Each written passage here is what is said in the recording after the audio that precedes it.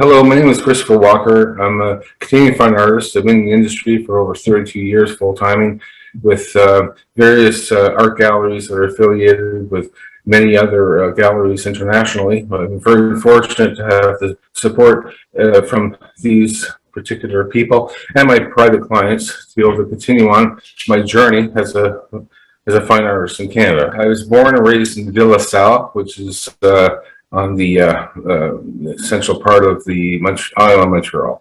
I lived there for 18 years. My family lived on the West Island, which was a primarily English-speaking community. And of course, I did learn how to speak French fairly fluently through the school system that I went through. And of course, we developed a certain type of, sense of harmony as a culture living with the Francophone and Anglophone communities that were so evenly dispersed in my region. Of course, I was very proactive with the environment. Even when I was a kid, I was heavily into science. So there was a certain type of emphasis on me taking a look at the rural aspects of my region, which by the way, right now are gone. They're totally built over, which is all part of the progression of the advancement of population growth in any region on the planet. Anyhow, long and short was I used to love to take trips with my parents to northern Quebec and see all kinds of different aspects of the remaining wilderness that was up there. That was the beginning stage of my particular introduction into environmental sciences, actually. Starts there. And, well, I guess in the end, being immersed with the type of arts influences that I had, artistic influences that I had when I was younger, played a big role in my practicing of painting, which was quite a common thing for my weekly balancing of schoolwork and painterly duty. So I call it that because it was an important aspect of what I consider to be a personal exploration of things I was very keenly interested in. And my interests are quite diverse as a person by nature. So I think being an artist kind of taps in all those different particular interest points. Yeah, my father was pretty much a catalyst of granting me the confidence, I guess, and of course the discipline that is necessary to be an artist of any caliber to be toting along the professional ethic, as it were. And so it starts there. My father was a musician in Montreal. He started back in, he was always a musician, but he got recognized in 1967 to 68 with some international interest from the James Last Orchestra, which is very famous back then in the 60s, as featuring international artists. So anyhow, long and short is, he managed to actually get a lot of exposure from that, and granted him a lot of leverage within the music industry to be able to make a substantial living as a solo, a virtuoso is what he was known as being. He would play guitar and he would sing on stage. Essentially, he had his own rhythm equipment, and that's all he did. But he had a great following. He did that for many, many years. And he later found a contractual arrangement with Hilton International and played in most of their exclusive salons internationally. So it starts there with my dad. And then my mother, of course, was also a painter. I used to paint with my mom on Sundays every weekend. And that was, I think I took that through until my mid-teens. She was always a very important catalyst for my confidence with my artwork. She was always very inspiring and very enthusiastic about what I was doing when I was younger, very much younger. So I think it's important for most people in the early stages of development to be in an environment that's encouraging, which I was very, very fortunate to have when I was a kid. So that granted me a lot of advantages to be able to up a notch with reference to my ability to move forward, to consider it, making it a life for myself, essentially. What was it like to grow up in an artistic family, and it was easier for you to decide to become an I artist? had a aptitude for rendering, for drawing in particular, that was more advanced than my peers in elementary school, and it was picked up on by most of my instructors. So there was a certain type of recognition of my skill at a younger age, and that granted me a little bit more, support and direction with some of the people who were involved in the liberal arts programs, for example, in both elementary and post-secondary, as well as secondary high school. Then you went to Toronto. Yes, I moved to Toronto. I moved to Ontario. Actually, what happened was I moved to Northern Ontario with my parents back in, I think it would be 1982. And I got a job as a farmhand for probably about 8 or 9 months. And I saved enough money to move to Toronto and go to Ontario College of Art and Design, which it was what it was called then. That was called Ontario College of Art and Design University. I was there from 1983 until 1987. How did Toronto influence It your was art? more the faculty in the university I was attending that had more of an effect on my overall attitude towards my artwork than the actual culture itself, because of course Montreal itself, like any other city, has its own particular type of cultural dynamics which Toronto shares. My theory is, in the end, there were certain types of influences within the faculty of Ontario College of Art that made me feel a sense of reverence for the actual trade of being an artist. Part of that, I just had talent. Didn't know whether or not I could make a living at being an artist. And of course, that was questionable right to the end of my particular term there. But I got a job as an art director for a science book company in Burlington, Ontario, not too far out on the west side of Toronto. And I was there for 2 years and developed a certain type of understanding of the illustration industry and how flexible I was within it. Then I realized it wasn't what I wanted, and I moved to British Columbia back in 1990 and bought a condominium in Souk, which is just north of Victoria on the west side of the island. And I stayed there for a couple of years and honed in on my own craft, and I've been there ever since. And luckily, I've been able to meet some great people in the industry to push it forward. So that's where it all started. How did you become an icebreaker artist? Well, that's a different story entirely. I guess I've always had a fascination with exploration. That's just my thing. When I was a little kid, I wanted to explore the North, go to the North Pole. My heroes were Arctic explorers, and of course, laterally speaking, the South Pole. So it's always been a fascination to me. And I caught an article on a newspaper, the local newspaper in Victoria called the Times Colonist, about an expedition that was being planned in 1994. And I went and applied for it, and I was able to impress upon the scientific body there that I could be a worthwhile component as a ship's artist. So they reviewed the whole matter and got back to me, and I got the job. And I was on the boat for, well, let's see, we left Ogden Point on July 17th, 1994, and we returned at the end of September that year.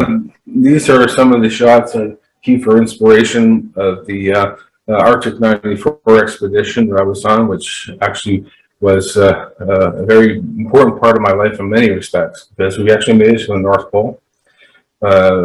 And it was August 22nd, 1994, one of those moments in life that were shared by few, but I still think about it to this day as being a very important part of being on the forefront of science.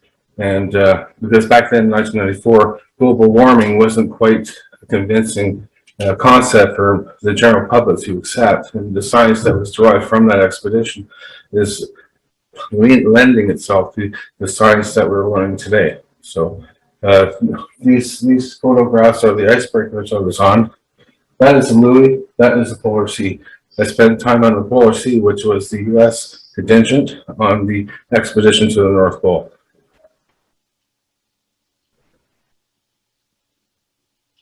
It's interesting that you lived on both sides of Canada, west, east, and west. Mm-hmm. And now, what did you learn from these experiences?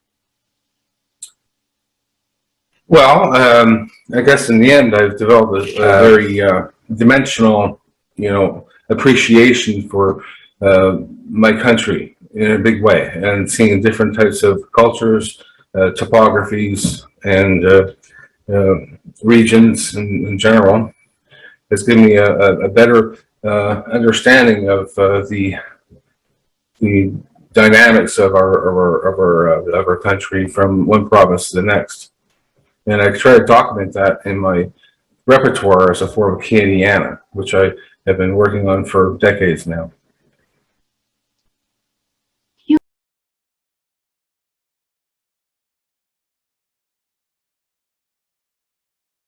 Well, when I was a child, my biggest hero was Jacques Cousteau, actually. And my mom noticed I had a keen interest in this marine mammal biologist, and went and bought me this whole encyclopedia uh, series.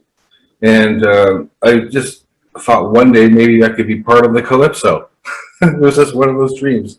So I thought, well, I'll just work on my science, work on my particular, understanding of the dynamics of the oceans, and see whether or not I can actually cultivate a path towards being a scientist. Unfortunately, there wasn't many people within my contingent that had that type of experience. So I think that as I grew older, my passion for the sea manifested into my art. climate and environment are very important to you. Can you talk Of about that? course, I think that the most important thing that I try to emphasize in my artwork is that there is hope for reclamation of the planet, and that I'm hoping that my paintings will inspire uh, all different age groups to be able to keep a certain type of passion towards trying to find a resolve to end our differences and to focus on finding healthy balance between human civilization and the natural environment.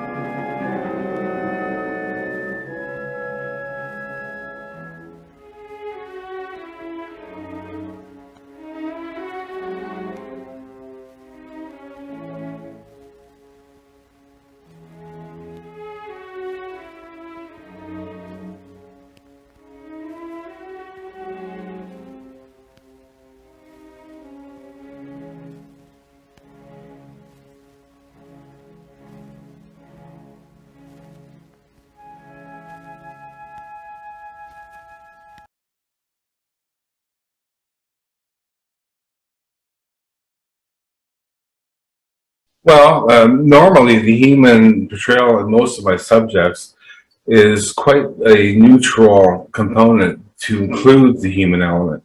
And I don't want to have too much emphasis on the state of mind that I'm trying to emphasize in that particular part of the painting. I find it's better to keep it as a neutral platform, possibly left to the viewer as to what might be the reaction or emotional state of the human being in the drama that I portray. And also, I breathe a certain type of feeling of vulnerability to my human elements, because essentially that's the message that I'm trying to convey within my artwork, is the fact that eventually, if we don't figure out a way trying to reclaim the planet, then it's going to, well, affect all living things, including uh, human civilization. You've been painting since the 80s until now. How would you say that your art evolved during these years? I guess technically I've improved in finding my own media that seems to work. I used to work in oils quite a bit, watercolor, gouache, casein paint. Acrylic seemed to be the best type of media for me to use. It seemed to make the dry brush technique that Andrew Wyeth used to use a little more well, user-friendly for me personally as an artist. And I do a hatching type of process, which is an old Flemish technique. It hasn't changed in hundreds of years. But this particular process allows me to explore different types of textures within any type of subject I paint. And of course, in the end, what I'm looking for is hyper realism, like not just what a photograph can do. Try to see what my mind can actually pull out from what I observe. And the paintings through the 80s and 90s, I think are homing in on more of a freeing up of adhering to what a camera could do, as opposed to what my mind's eye can perceive.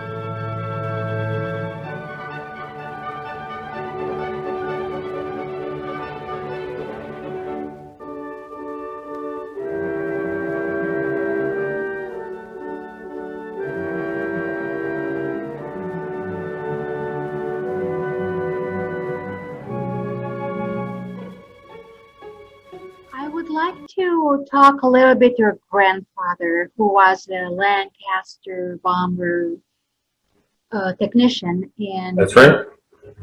Oh, well, my grandfather serviced Lancaster bombers in World War II, among other aircraft. But Lanc was his specialty, and he based in Milton, St. George in particular, and also other places, including Africa. My mother has shots of herself with my uncle on a Lancaster bomber in Nairobi, Kenya, which is really cool. So Lancaster has been in my life all throughout, the decades that have since passed since those terrible years. My grandfather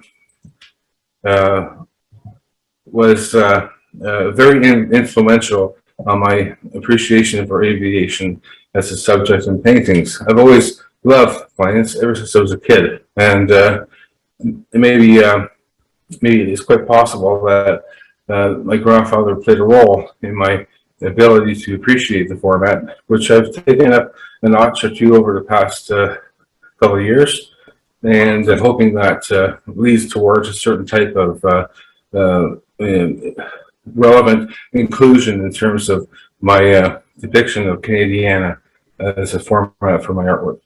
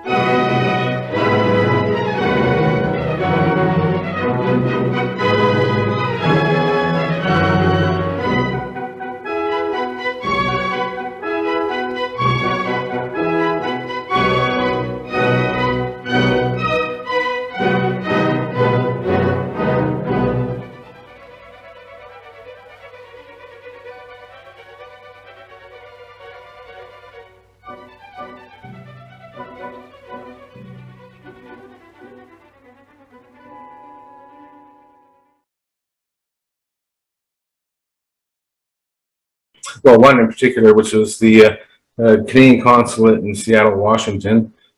Painting was purchased from me years ago and then given as a gift to the royal family. It was accepted through Ottawa to be part of the royal collection, and they gave it on loan to the Canadian consulate in Seattle, Washington.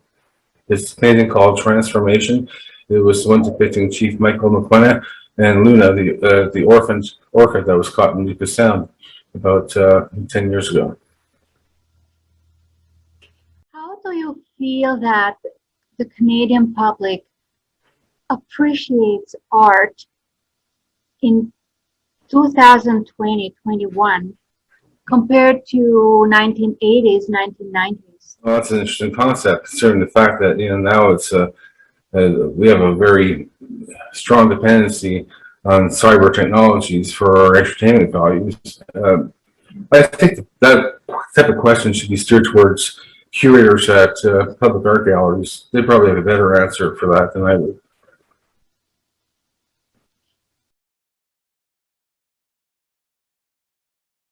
Well, I haven't done it yet. I work on it ironically the way I used to paint with my mother on Sundays. I work on it every Sunday morning. It's kind of like my church of things. I take projects that have nothing to do with my workload just to keep in touch with the catalyst of my creativity, which is the early stages of my development, which is painting on Sunday mornings. So I used to listen to classical music. I've been working on Bob's painting for about 10 months, 12 months now, almost a year. I promised him a painting soon, but I want to give it my all. I don't want to rush this for the sake of it. It's a gift to the Dayton family. I receiving nothing for it. It's my way of giving back to Bob, who was an instrumental part of my development as a kid, and also giving back to Canada.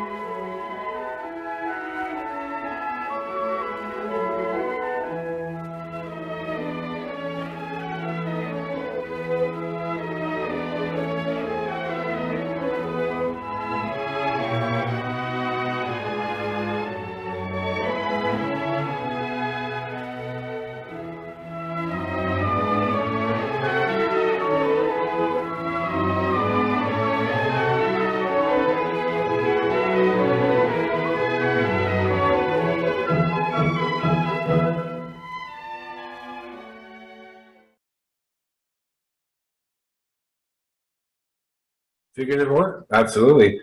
Well, I'm a strong advocate of the tradition. I took figure drawing for, 4 years straight. My life is some of the best draftsmen Canada has to offer. And I think that it really is a format to test one's drafting ability and how that can affect your painterly technique. And I think that in the end, I think I breathe that element into my work because it's also part of what I think is a important component of analysis to be able to render the human body in a way that is convincing. Who would you say influenced your art the most from the Canadian? Many artists can have inspired me. I think, of course, I mentioned Robert Bateman in terms of my science and my understanding of the environment. But I think Alex Colville has also been a very important part of my development in terms of understanding the interplay of subject matter as being metaphoric content and how they interact in a certain drama or combination. I think that was essential to taking all the different components of my understanding of analysis of form and making it into an enigmatic drama that is doesn't have a real description except for what the viewer can derive from it. And half the time, I don't even know why I've chosen those particular combinations. Other artists that I really respect was Tom Thompson, in particular of the Group of Seven, who had a certain ethic of boring viscerally from the outdoors. And I took a landscape painting course with a very famous artist named Franklin Arbuckle, who was very, very inspirational to me as a man of the tradition, as it were. And he taught me how to make sketches from an actual session, sitting out in the wilderness and bringing those sketches back into my studio and borrowing from the visceral experience of those colors and bringing it into a formal work. So that. What do you do? Do you go outside? Do you scout for locations? Do you take pictures? Do you do research? What do you do? Well, research is paramount with every painting I do because I am borrowing from an old theory that was coined back in the 70s by an artist named Jack Chambers. And perceptual realism is kind of a term that I adopt my style from his particular style, and that you can't really paint what I paint without experiencing the subject, or at least really knowing more about it than is just on the visual spectrum alone. Knowing more about the subject puts you in touch with the core of its essence. And it's easier to paint when you have that information backing you. How did your father, your parents, look at your art? I think as I grew older and they noticed I wasn't quitting, I was continuing on. And I was obviously very serious about continuing to develop my craft. They learned to accept the fact that obviously this is going to be a type of journey that they wanted to be a part of, and they were very supportive on every single ever endeavor I would embark on. And of course, my father died a few years ago, unfortunately, and I always told him that I'll do the best I can to bring my art to the furthest extent of the world before I die, and he got that before he passed away. So I don't think I'll be quitting anytime soon. What are you working on right now? Now I'm working on a portrait of the International Space Station. This came up with a conversation with one of my good friends that had in him to challenge me to paint the International Space Station in coherence with the other exploration themes, such as painting the HMS Erebus and Terror, which was a very daunting task for me. If anybody asked what the most complicated painting was for me, that would be it. Next one up on that is this challenge. Of course, I've never been in space, so I had to walk my talk of being a perceptual realist. Well, the only way I can do that is by talking to an astronaut. As luck would have it, I have a conversation lined up via Zoom again tomorrow morning at 7:30 a.m. with astronaut David St. Jacques, and I'm hoping to borrow from his visceral uh, uh, experience and breathe it into this painting. It's something that just tie in the whole concept of or whole aspect of my um, exploration things in my artwork. So how this will be different in terms of your technique? Well, personally, I think that I've always had a fascination with aviation. It starts there, so it ties into my aviation themes in a big way. Secondly, I think that there is a certain type of fascination as a child for space exploration. I was very fascinated with NASA space programs in particular.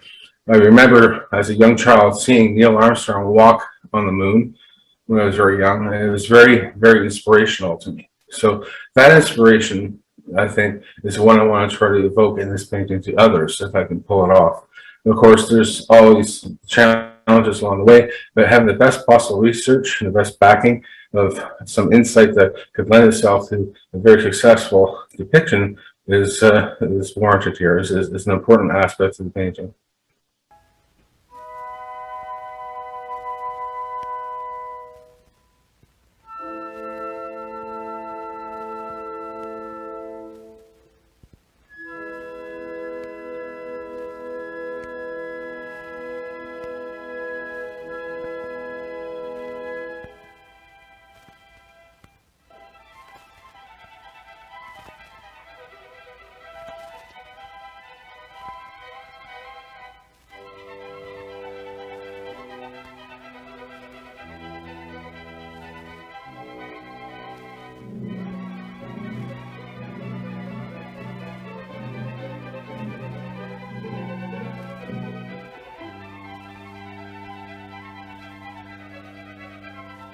did paint in the hers. I did paint. I actually took Franklin's rule and applied it to several different elevators that I came across that evoked the urge to pick up my paints and sit there. The lighting was perfect, and the atmosphere was great to be able to borrow from that and adopt the sketch into it. So Canadian heritage is very present in your artwork. Are you collaborating with heritage associations, Canadian heritage? I have been. As a matter of fact, I painted a series of grain elevators documenting prairie sentinels before they were all taken down, Canadian icons of the prairies. I was working with Ed Liahowski, who was a heritage, employee, and he actually was instrumental in giving me information on the historical significance of the 52 towns that I visited across the prairies to document my grain elevator series, which is still in progress, I might add. Did you have the chance to collaborate with the indigenous communities to paint with Yes, I them? did, as a matter of fact. The Maushat Mushalet First Nations in Nuka Sound and I worked together on that Luna portrait of the Chief Mike McQuina. I met elders that gave me advice about what it's like to live in that region, the wildlife, and of course, their particular spiritual connection to whales and to all other living things in their region. Have planned any shows? Well, I'm making a debut in Las Vegas. That's pretty, well, it's new. I haven't been in the States in a long time on a solo basis.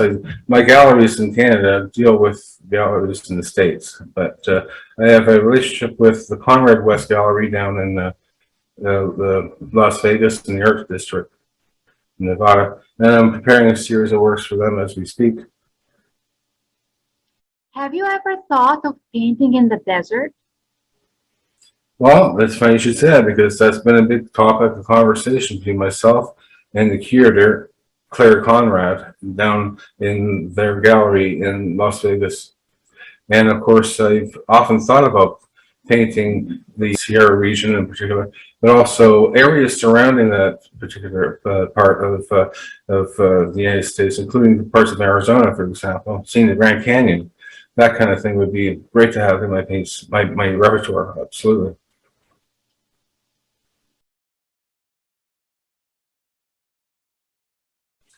Well, I think that there's been a temptation to move back into oils after what I've learned with what I could do with acrylic polymer.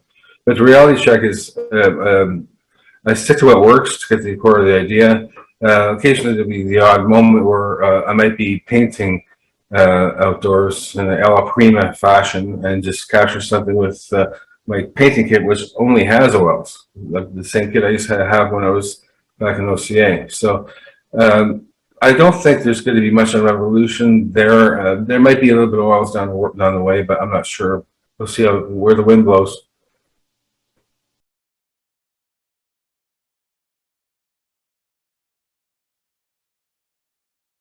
Well, I just use photography for research purposes, but I don't actually publish any of my photographs. I don't really lean on that particular format for expression personally.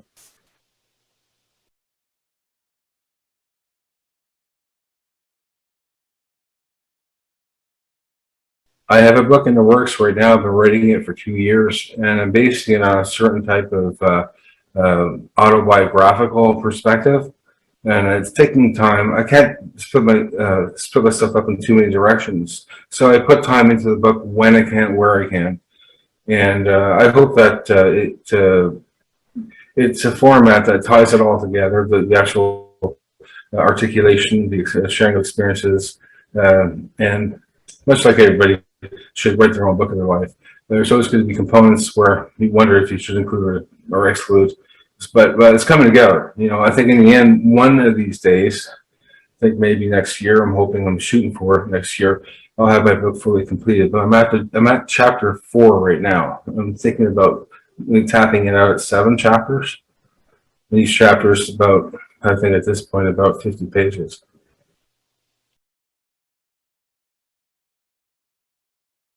Well, it's, I guess in the end, I mean, everybody deserves a medal. That's my theory in life. You get to a certain part of maturity, here's your medal. Anyhow, but no, seriously, I think I was taken aback when I was on the flight deck of Louis Saint Laurent. Actually, we walked into a hangar where they stole helicopters, and there was a procession of a whole bunch of scientists being awarded medals from both the U.S. and Canadian contingents for our Arctic service. So they got a commissioner's commendation pennant, which allows me to board any Coast Guard ship in Canada, as long as I pay my food bill.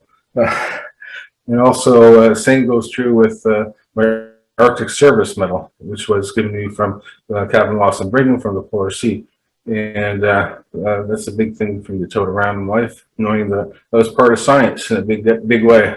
And so I'm very proud of that. How do you see the future for Christopher Walker?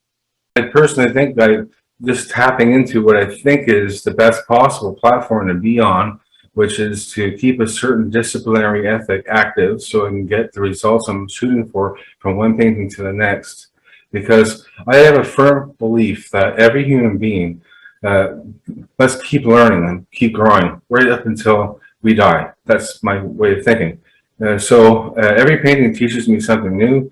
I hope to learn something from one project to the next. So it helps me to enrich the journey that I'm on, and hopefully one day I leave a good legacy.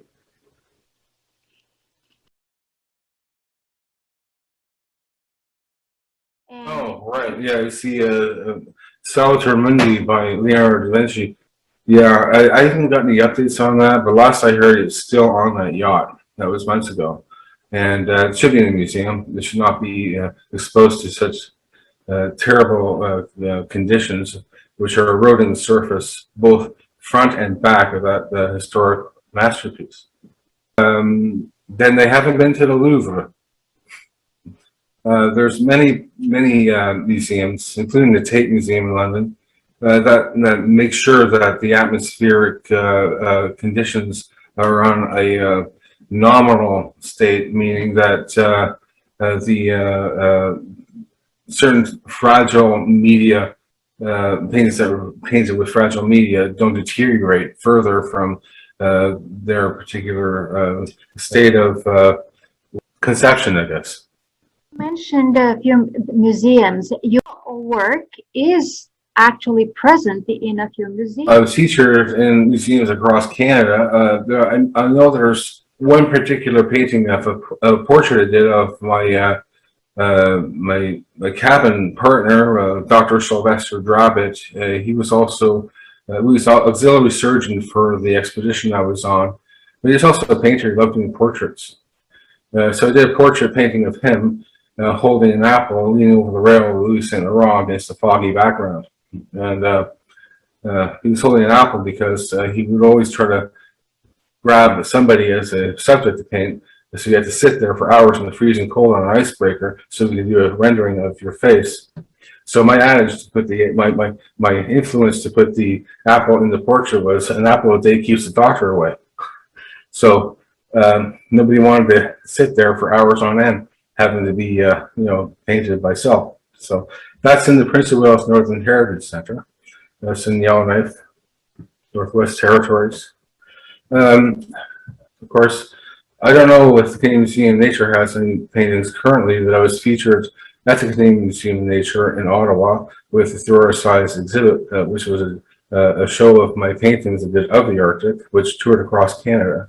Well, the biggest opening was at the art gallery, or the public art gallery of Greater Victoria, in Victoria, of course, on Vancouver Island. I started there, then I went to the Maritime Museum in Vancouver, and then from there I went to Ottawa. That's it, Canadian Museum of Nature.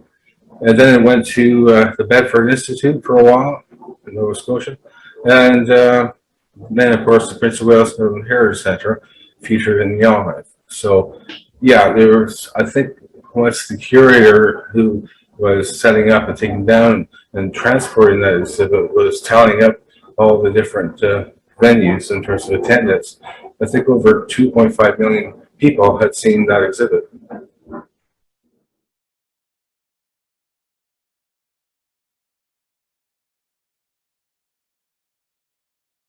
At the government collections, I'm also in government collections as well. I'm in, well, I think I probably have about over 30 paintings, original paintings, in the collection of the Department of Fisheries and Oceans, as well as Environment Canada. I've got paintings in the National Science Foundation down in Virginia. So I'm in government offices. I'm in the Freshwater Institute, for example, Bedford Institute, Institute of Ocean Sciences here in Sydney. So I've got a lot of, well, exposure within government branches, catering towards the environment, of course. So how do you feel about, how galleries accommodate artists these days? Personally, I think that in the end, you want to focus on your artwork. You don't want to focus on doing too much, what I call hustling. And that can be both time consuming. It could also tap your creative energy and hinder the results of your creativity. So I strongly suggest trying to put components into place to maximize the amount of time in the studio, as opposed to doing public events that take time, planning, advertising, and money. So galleries offer a platform by which keep you more centered in the studio as opposed to the marketing of your work. Well, I'm represented by White Rock Gallery here in British Columbia. Of course, Mayberry Fine Art in both Winnipeg and their Toronto location, as well as Pegasus Gallery in Salt Spring Island, which is an affiliate of Mayberry Fine Art. Of course, they are also affiliated with galleries in New York City, including the Hammer Gallery, Spanierman Gallery, and of course, now that I'm in with Claire Conrad and her gallery down in Las Vegas, she'll probably affiliate with my connections up here. So you create your own network, I guess. Do you collaborate with other artists to create group shows? I've done group shows, absolutely. I think it's important for artists to get to know other artists, and then it's always important to gain creativity and insight from their point of view. If anything at all, just sharing it is good. It's good for artists to do, and the more we're open to each other's ideas, the more we learn from each other. So yes, I have done group shows, and I will continue to do so. What would you say your guiding philosophy I think is? my guiding philosophy is to take advantage of the moment. It's all you got. I hope that there's something that everybody, artists and people like can be inspired by from what I have contributed as a painter, and I'll continue to do so in the best possible way I can. And I'm grateful for the people who have followed me, supported me, and I'm steadfast to the rule.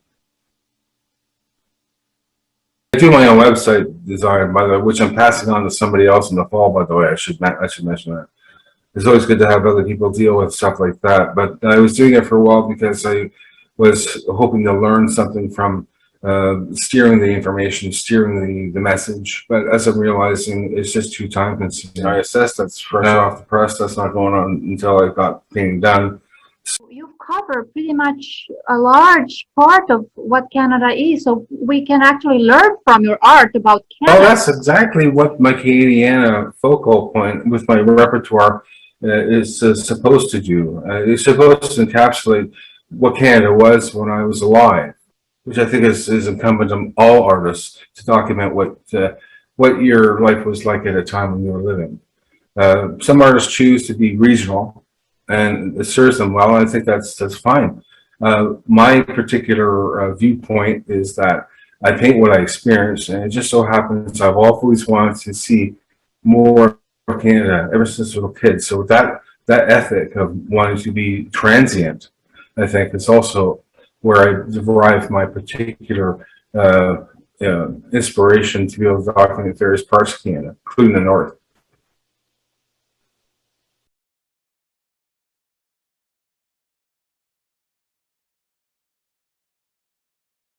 For people who are outside Canada and they are, looking at Canada through your art, how would you like them to appreciate Canada? Well, I think the most important and relevant uh, viewpoint I have about Canada that I hope I'm touching on in my paintings is the fact Canada is for everyone. Canada is for the world. Canada sets an example of what a multicultural society is, and that we should all borrow from that. Doesn't matter where you're from. And of course, in the end, it's like, well, you don't know what it's like to live anywhere until you go there. So I'm hoping that I can actually show examples of what Canada is in my paintings and give somebody who has never been here before a sense of being there.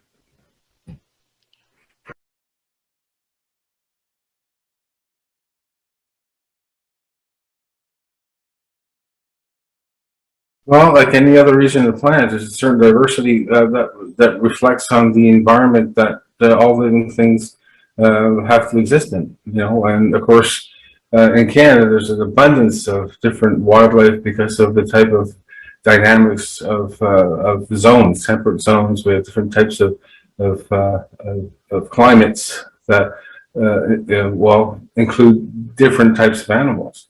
So it's good to be able to have an array or a menagerie, if you will, of different animals to be able to document and study. And I do that with my paintings.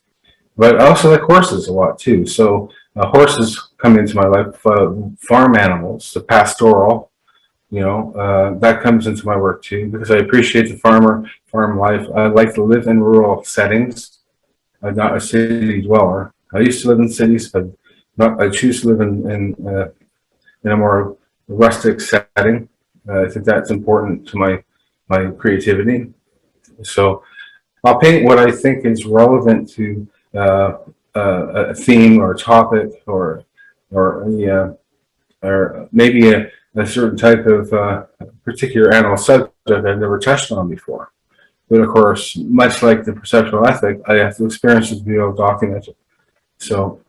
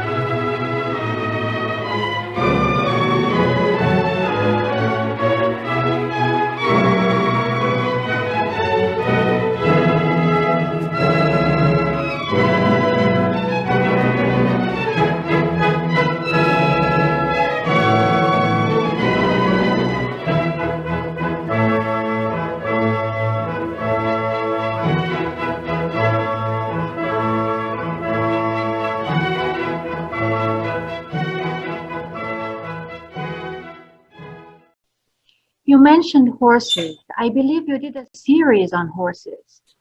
yes, I've been developing a series of horses. I fell in love with horses ever since I was a kid, ever since I was 5 years old. used to feed a horse that lived in my field every day before I went to elementary school.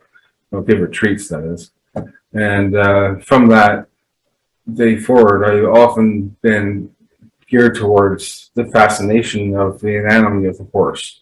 And if you look at art history and see how horses have been painted in the past, and if you've never painted a horse before, and lean on the human subject as a drawing subject tool, try a horse. It's very tricky. And different types of proportional contrasts that are very hard to get accurately, and not to mention the musculature, which also will either make or break that horse illusion, which is always a challenge for me. So I'm always trying to one up my last horse painting. But anyway, I do love horses. I ride horses. I feel a sense of connection with the animal. Whenever I'm with a horse, I sense I'm in touch with it, and it gives me peace. So that comes into my work as well.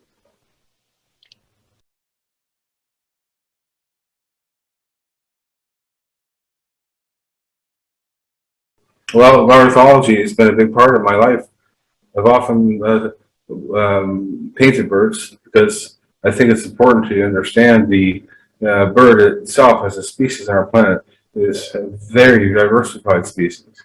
And it's got a lot of components that are equally as challenging to be able to render. That makes me feel a sense of challenge whenever I sit down to portray the spirit of any given bird species. Birds play a key role in the environment. They tell us how the environment's doing. Uh, they're more or less barometers. So I think to myself, I think that having different birds rendered in different dramas allows me to open up a certain type of platform to try birds I may not have studied before. So they'll always be part of my work.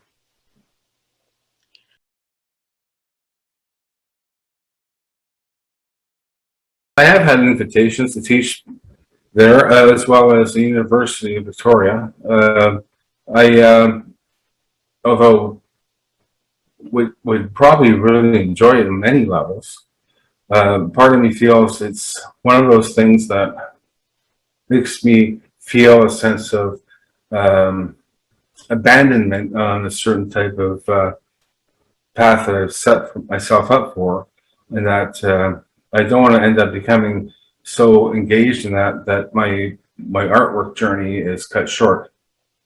It takes time to do what I do, lots of time actually. So, and a lot comes out of me to do what I do. So, if I'm going to teach and do with that, I think there has to be a decision, and so I think it's important for me to keep focused with my painting, and maybe down the road I'll find a way of incorporating some way I could be a mentor for young artists somehow.